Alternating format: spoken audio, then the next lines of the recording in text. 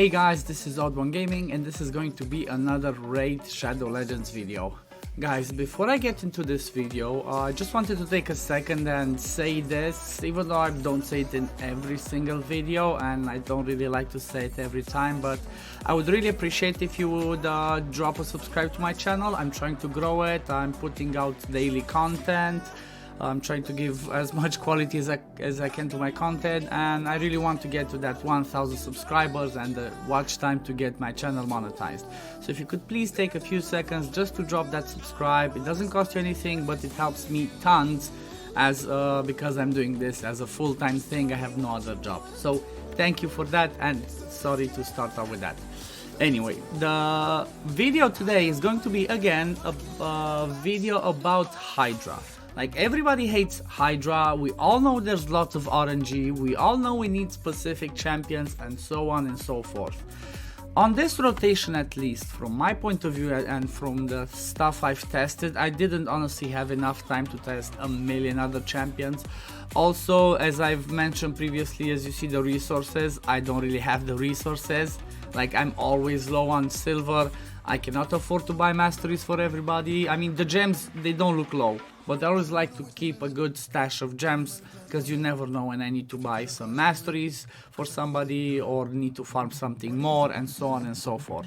I mean, a few days back I had like 9,000 gems, and with the 2x speed and the 2x savage, I'm killed. Anyway, I'm rambling about other stuff. So one of the things that I've noticed on this rotation, and that makes me believe, like I said, it's my opinion, that this is one of the easiest rotation of the three, because you're not that desperate to only have what's it called, Duchess, Shamel, you know, specific champs that make the damage go really crazy.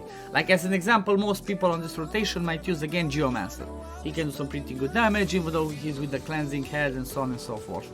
But one thing that I've noticed on this rotation that was really good was the fact that if I used what's it called?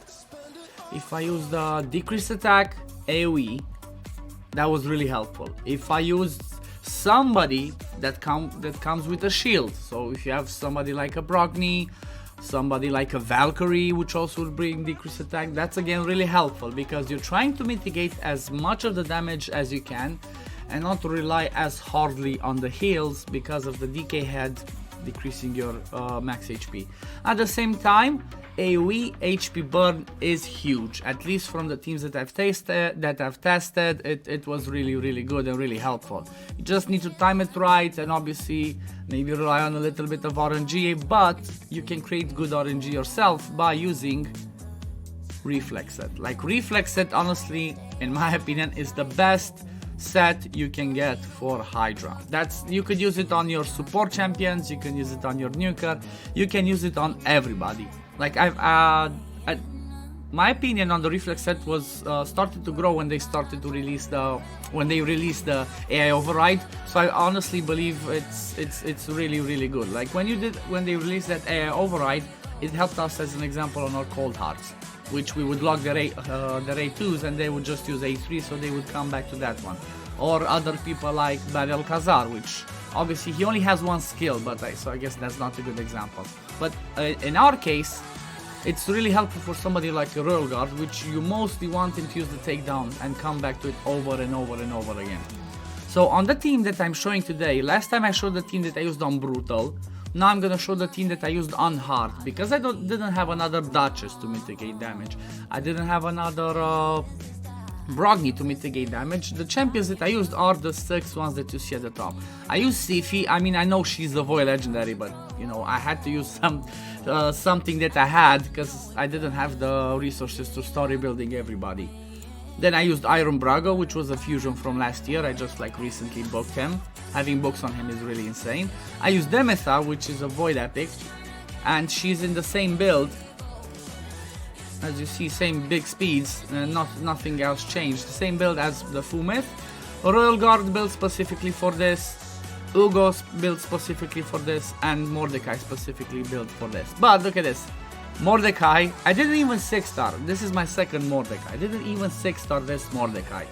So what I've noticed that's really important is if you get a reflex, look at this, on the 3 champs that I specifically built, it just changes everything. It makes everything so much easier, so it just works better. Like getting that little bit of RNG, which I mean, to be fair, it's pretty decent RNG when we're talking about 40% chance to reduce the skill.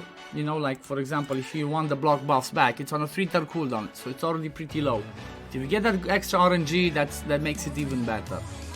On Mordecai at the same time, also put, like basically all the pieces that are on this Mordecai are normally on my main Mordecai, or most of them. So I just transfer them from one champion to the other. And like I mentioned, I also used 2 refresh pieces. On Royal Guard, again, I used 1 refresh piece and reflex set. Same principle as the Mordecai, I transferred all of my main Royal Guard's reflex set to this one. Like, let me see if I can actually check and show you that one. Let me see where's the other Royal Guard. As you can see, everything from my main Royal Guard, which also has Masteries, has been stripped off, just the amulet, because it wasn't that big of a change. Then Iron Brago, to be fair, I just built him to have good accuracy to land his AoE decreased attack, like over 200 speed, and to do as much damage as possible, because Iron Brago can actually smack. He's really good in there for damage mitigation because of his 3-turn increased defense, which is also provided by Sifi, but also because of his passive. Because after he gets that increased defense, he's gonna be at around what, 6,000 or 7,000 defense. That basically means that his passive will give everybody another 600 to 700 defense, which is really good to mitigate some of that damage. So like I said, Demeth was in my Mythful build, nothing changed on her. And Sifi, she's in my Arena build. So she's in Swift Parry with Arena Masteries. So don't have War Master here. I have War Master on Iron Brago. I have War Master on Demetha. Almost no Masteries Royal Guard. Almost no Masteries Ugo. And no Masteries Ugo and no Masteries Mordecai. So basically, if you manage to find the right combination of champions on your account that you see that work, and then you just start tweaking them, you can actually find a team that will work for you, for your account, for your level, and for the difficulty that you are fighting yourself. Like I mentioned, this one was, I think it took me about 3 to 4 hours of tweaking stuff around to find like the exact right combinations. But it actually worked like a charm. After I find the right combination, it worked. I did it last night. It got me a 1 keep, like pretty decently. I didn't want to push too much over 20.4 million that we need on hearts. I just did the normal damage. I just did like, I think 22 million, something like that. And then I wanted to see, was that just good RNG? Or was this team still gonna work? So that's what I did. Today after reset, I did the run again.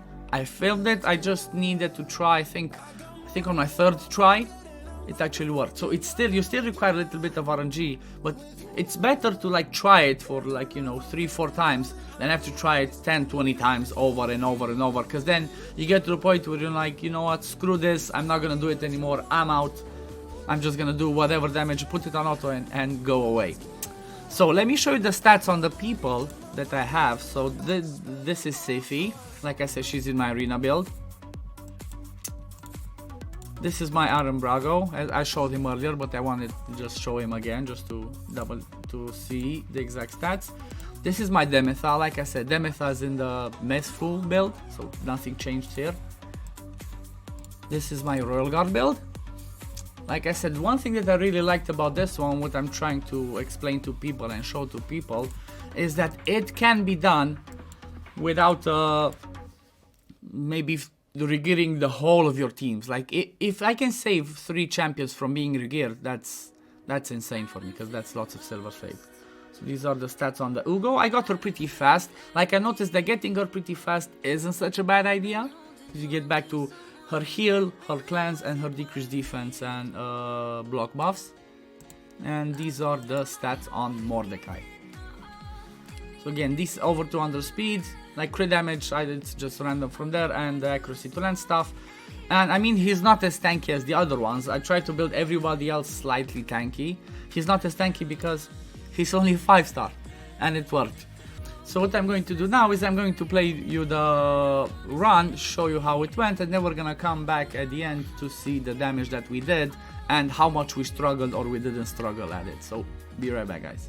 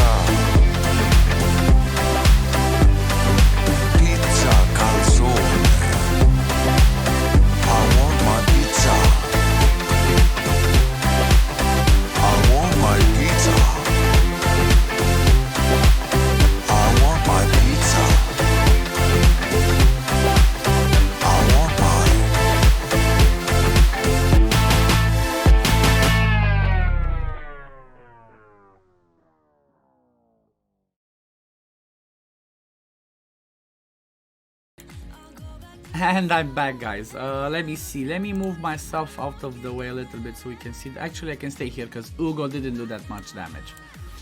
So look at this, guys.